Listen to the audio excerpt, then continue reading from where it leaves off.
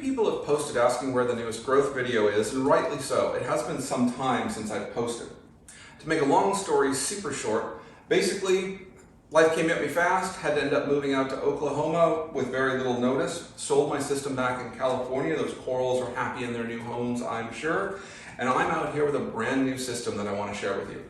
This is not a growth video, but that's coming soon. I have between 6 and 9 months of data, depending on how much Lightroom's going to help me align the photos. And the new growth video will have the photos taken by an SLR, which I hope will lead to a much higher quality video. However, I'm dealing a little bit with the larger file sizes, and so once I get that all sorted out, I'll get it posted up and I'll put it in the description of this video so you guys can find it.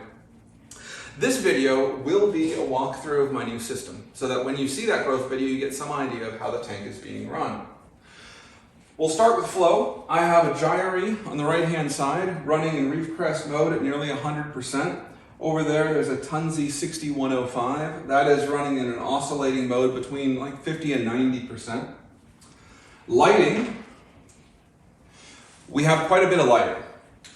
What I have lighting this tank right now, 4 Hydra 32s and 4 39 watt T5s, blue plus bulbs. You want to be a star, buddy? I arrived at this lighting in a little bit of a roundabout way. Initially, I intended to use 2 Hydra 52s to light this tank, and although it had plenty of power, it really didn't light the tank very well. I had a lot of problems with shadowing, a lot of problems with shading. The corals weren't getting an even coverage of light. With a 36-inch tank, it's a challenge to get an even coverage with just 2 lamps. So I went with the 4 Hydra 32s, and it worked. It worked great, actually, but I found that I had to run them at such high power levels that their fans were running constantly, and that was really irritating. There's actually been a firmware update lately that allows you to limit the fan power, but that wasn't available then. So I put in the T5s, and I absolutely love it. It wasn't what I set out to do, but the end result has been the most even blanket of light I've ever had on a tank. I would 100% do this again. It's fantastic. It's a great blend of the shimmer lines from the LEDs and the even lighting from T5s. Speaking of light, by the way, par levels at the top are between about 325 and 350, right on that top level of rock. About halfway down, we're more around 275 to 250. At the bottom, it's mostly around 225 to 250. There's no spot that's not shadowed, which has less than 200 par. And that's why you can see the LPS tucked into the shadows a little bit. The eventual goal is to have a forest of SPS on the top that provides shade for the LPS on the bottom. We'll get there soon. One of the themes of this tank has been redundancy. I've been in this hobby for over 20 years. I've lost a lot of tanks for a lot of reasons. And I don't want something like a failed return pump to cut off the tank from heating. So that's why you can see I have 2 returns here. They each run at about 400 gallons an hour each, according to the Apex flow monitors, and they do a fantastic job. One brand new thing with this tank, other than this canopy, which I built myself, I found none of the commercially available canopies gave me the distance I needed to avoid hot spots. I struggled with that when I first started using LEDs, and so that's why I built this, which exactly matches my house cabinetry. Same poles, same hinges, same style. This tank is plumbed through to a sump room in the back. It makes it much easier to work on the equipment. I love it. I've always dreamed of having that, and that's where we're going now. And here we are. To be honest, I was not trying to get in front of this camera. As a matter of fact, I've tried this video in a couple of different ways, but this format was the most interactive and the most interesting, and so it's what I ran with. This is my sump, where we're looking at a 50-gallon, 4-foot tank. And I uses the sump. I had some glass cut locally to make some baffles. I've got one baffle to keep the level in the skimmer compartment consistent, a second baffle to keep the level in the refugium consistent, and I've dedicated about half of the sump to the refugium. And finally, the return compartment is here, and that's where my auto top off and everything lives. I have 2 returns for the main tank. One of them is over here with an Awakia pump, and the other one runs this Jabo 15,000 return pump, which is actually turned down pretty low just because I'm running my bean animal drain at full power. Speaking of the bean animal drain, told you I was concerned about noise. I'm OCD about noise. I just can't go with it. And I was very concerned about a long lateral run using a bean animal system. There's probably about, I don't know, 3 feet of run here. There's easily 4 feet of lateral run on the other side. I did make it so that the entire pipe slants slightly, but looking around at the forums, I couldn't find a lot of people that had done this with a bean animal and had success, because I turn off the return pumps 3 times a day to feed the tank. And I was really concerned it would either take forever to build a siphon or it would never build a siphon. And what I found was this builds siphon just as fast as it did with the sump underneath the tank. I could not be happier with the layout. Now, I do lose a lot of flow with all of the 90s. There's at least 5 90s in the run, which is far too many if I had my way, but this is the way I had to do it for this layout. This here is the full siphon drain from the main tank, and then this one here is the this one here is the trickle drain, and this one is the emergency drain. I do use a filter sock, and both the Frag tank and the main tank go through this one filter sock. That ensures that I change it out about every 3 days, because that's about as long as it works before it gets plugged up. Octopus 150 internal using the Varios pump. This is actually rated for a little bit of a smaller tank than I have going here. Got a great deal on it used and grabbed it. And I've got to say, I think it's massively underrated. The Varios pump adds a new level of performance to these, and I think it's well worth the extra money. Also, this nice little float switch here that turns it off when the cup is full, pretty neat innovation. Now, the one thing that I did find was that for a system this size, this cup is far too small. So behind the sump here, I have about a 2-gallon skimmate collection container where I've added a float valve in that so that the apex knows when it's full, and we'll shut this down. Honestly, if that gets full, I haven't been paying attention, but it happens sometimes, you know. This is a fairly cheap 100-watt light from Amazon that's used for growing plants. It does fantastic on my refugium. I have had those, you know, CFL bulbs before. I've done the LED spotlight bulbs, the par 38, I think the par 30, maybe par 32, something like that. And the little clamp-on things, they all work. This has added a new level of growth. I couldn't bring myself to buy the Kessel lights to go over just to refugium. This one was 45, 50 bucks. Does the same thing, fantastic performance. And do run a little bit of GFO. It's tapped off of the return. However, this is running at a very low rate right now. I find that the refugium's honestly enough. It hasn't always been, but right now it is, so I like that. I have, as you can see, the Apex system. Both of my returns are monitored by flow monitors so that I know how much flow is going through. I know if there's a problem. I have alerts set up, text, things like that. The Brain 2016, we have the flow monitoring module, which also does 2 optical sensors for emergency alerts for over full or low water level in my return section. This is just for my Frag tank. We'll get to that in a minute. This is also the Frag tank.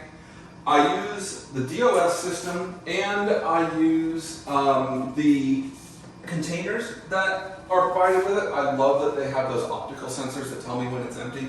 I also love that it tracks how much it doses, because when those are low, I know that my dashboard should show them low. And if I see that this container is empty and my dashboard doesn't say it should be, then I have a calibration problem or I have some kind of issue. And having the redundancy of the optical sensor has saved me a couple of times. I love it. I use Triton for supplements. It's not the cheapest way to do it, but I've been having great success. I also use the Trident. This is a way to make sure that my dosing is actually happening. I have had tanks before where I had the dosing set up, I'm testing, every day. It's all working great, and then I go to testing once a week, and all of a sudden I test and my DKH is at 3.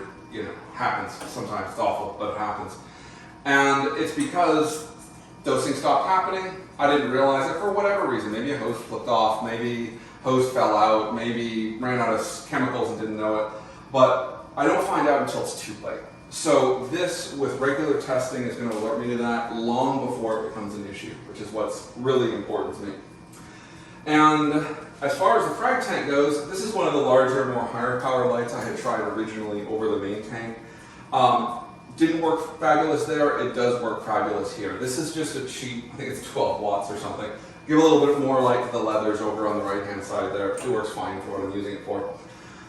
But the point is that I'd always have these frags, and they, I try and put them up on a rock somewhere, they get knocked off, they fall down in the sand, they die.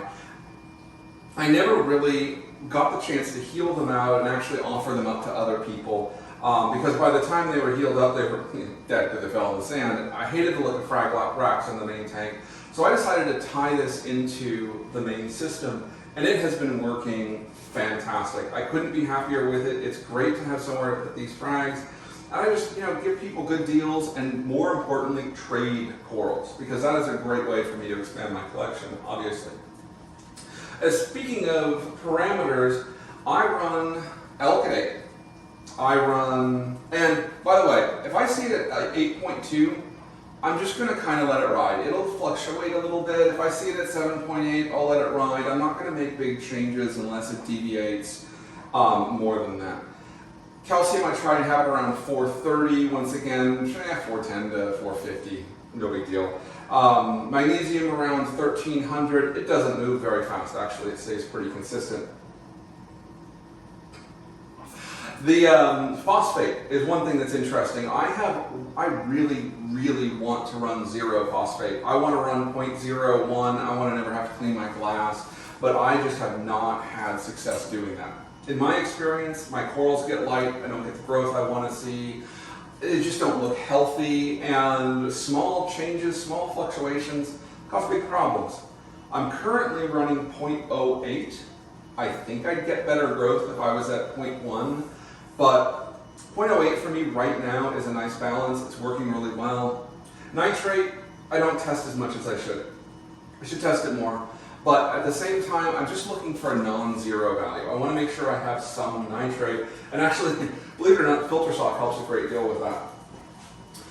Both sides have battery backup. There's also a generator on this house. When I first moved out here, I ran into a 10-day power outage, and it was during an ice storm. And the inside of my house got to near freezing. It was horrible. If I had had a system running, there would have been no hope for it. At first I tried to use a propane heater or whatever, but then propane supplies ran out. So when I moved into this house, I put down a concrete pad and I got a generator that runs on natural gas so that I can get through kind of things like that. I don't have to try and get out to a gas station to fill it up or anything like that. I would hate to lose everything because of something as simple as a power outage. And over here is my water change station. This is my RO water. It comes in, it's actually plumbed through the attic. I should have moved this before I did the video. I'll fix that in time. Like I said, work in progress. This gets plumbed through my attic, and the RO filter itself is actually in the laundry room. I did that for easier access to a drain, easier access to cold water, and just easier access to the system for maintenance. That comes up here. I have a float valve in the top of the brute trash can. And this here is like a sight glass, so I can see how full it is. This valve right here controls water flow down to my salt mixing bin, which is underneath. And this is my salt mixing pump along with my heater. Right now I do have salt water in here, but I'm not bothering to heat it because I don't plan on doing a water change anytime soon. This line here, which goes around to the one I was discussing earlier, is my auto top off. It runs to the Sump. This here is a little water testing station that I have, and this is really handy. These are those little Waze cameras that are something like $40. It pans, it tilts, it looks up and down. This is a great way for me to check on the sump. If I get some kind of alert or something on the Apex system, and I don't know what it is, I can check this camera and see what's going on, visually inspect. Is the tank over full? Do I have a leak? Do I have something going on? That has come in handy on quite a few occasions. Speaking of top off, there's something else that I wanted to mention. I've been doing this for a long time. I've lost tanks for a lot of reasons. One of them has been top offs. The optical sensors tend to get a film of kelp or alkalinity solution over the top of them, and they tend to fail closed. The ones that are the little magnet with the mechanical flow, they tend to stick. Either you get snails on them, or you get Kelp that jams them up, or even just salt creep can cause those to fail. The mechanical ones, like what I use in the Brute trash can for the RO water, that come up and close a water outlet, they will tend to get buildup of things like snails or salt creep or whatever in them, and cause them to fail. They generally fail open, which is kind of a disaster. This one here is kind of a little known secret, and I will never use anything else ever again. The way this works is it's the Avast Marine pressure-driven sensor. There's this little acrylic tube that goes down into the water. As the water level comes up over that tube, it pressurizes the tube, and it sends that pressure through this RO hose you can see here, which is not full of water, it's full of air. And inside this, there's a little switch that on pressure closes or opens, depending on how you have it connected inside. And what this does is it takes the electronics and the movement far away from the water. So a snail is never going to cause this to fail. Salt creep, none of this stuff will have any effect on it. Now, if you've got an air leak in here, or if this wasn't connected right, you could certainly have a problem, which brings us to my next point. The optical sensors, remember I said they tend to fail closed. Well, I use an optical sensor for over full condition. So if the water ever comes up and touches that sensor, my top off's gone crazy and my tank is too full. Now that's positioned at a level that won't affect the salinity enough to be an issue, and I don't have any kelp tied into my top off. So the tank would be safe at that level. But if it hits that level, I get a text message, I get an email, and it turns off the return pump until I do something about it. It turns off the top off pump until I do something about it. So that's my two-stage redundancy on my auto top off. That has been a failure point a few times in the past. So that's a brief rundown of the system and kind of the methodology behind it and what's running on it. Stay tuned here. I'll put on a couple of pictures of corals when I first bought them and what they look like now, along with a good idea of how much time has elapsed, as well as some full tank shots over the last 6 or 9 months that I've had the system. It's been quite the transformation, actually. I bought it used, and when I bought it, it was in a completely softy tank, so it's kind of cool to see how it's changed. One other thing that I want to share with you, even though it's a little scrapbooky, is when I purchase a coral, I take a picture of it and I print that picture and I put it in this book. I've always taken pictures of corals when I buy them because I like to see how they grow over time, but I found that I never went back into those folders and actually looked at the picture. This book has been really helpful because you can just huck it on the coffee table, and especially when guests come over, they can look at these pictures and actually really get a real life impression that this is a living, growing animal. It's not just a colored rock or some kind of a piece of pottery. It actually grows and changes with time. And I've found this to be impactful in a way that any other method of showing that has not been impactful in the past. And people, especially that are not reef keepers, have gotten a ton out of it. The other advantage is I can remember what the names of the corals are. I'm awful with names. I never remember the names of these things, even when it comes to corals. As I said, this isn't intended to be a growth video, but I have some growth tidbits I'd like to share. This I believe to be an Anacropora, and this is what it looked like 8 months ago on April of 2021. This is a Garth bonsai, and here is what it looks like with a little better color correction a year ago in December of 2020. This one has also been a good grower. It was sold to me as an Oregon tort, but I actually think it's a California tort. Here's what it looked like about 8 months ago in April of 2021.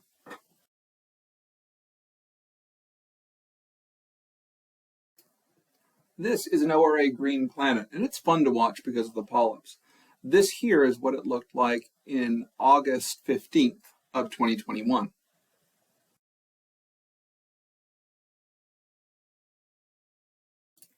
This guy is also a good grower. This is an ORA Polycipora, and this is what it looked like almost a year ago in December of 2020. I did a poor job with the angle on the picture, but I think you get the idea.